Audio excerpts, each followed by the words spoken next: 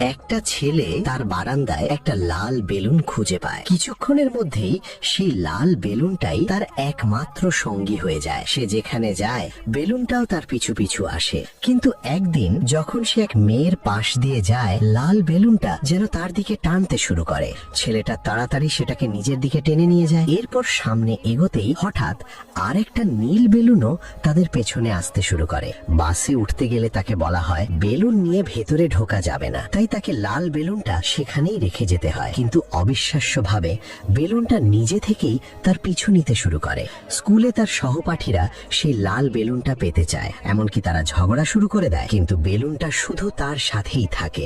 এতে সবাই তার উপর ঈর্ষা করতে শুরু করে। স্কুল শেষে কিছু বাচ্চা চুপচাপ তার পিছু নিতে থাকে। সে বুঝে গেলে পালাতে শুরু করে, কিন্তু তারা তার রাস্তা আটকে দেয়। মজবুর হয়ে সে বেলুনটা ছেড়ে দিতে বাধ্য হয় আর সেখান থেকে পালিয়ে যায়। কিন্তু অবাকভাবে লাল বেলুনটা আবার উড়ে তার কাছেই ফিরে আসে। একদিন সে বেকারির পাশ দিয়ে যাচ্ছিল। সে বেলুনটাকে বাইরে থাকতে বলে ভেতরে যায়। ঠিক তখনই বাচ্চারা বেলুনটা দেখে ফেলে আর সেটাকে নিয়ে পালিয়ে যায়। বাইরে এসে সে দেখে বেলুনটা নেই। বাচ্চারা বেলুনটার জন্য লড়াই শুরু করে দেয়। ছেলেটা সেখানে পৌঁছে বেলুনটা ডাকতে থাকে, কিন্তু সেটাকে বেঁধে রাখা হয়েছিল।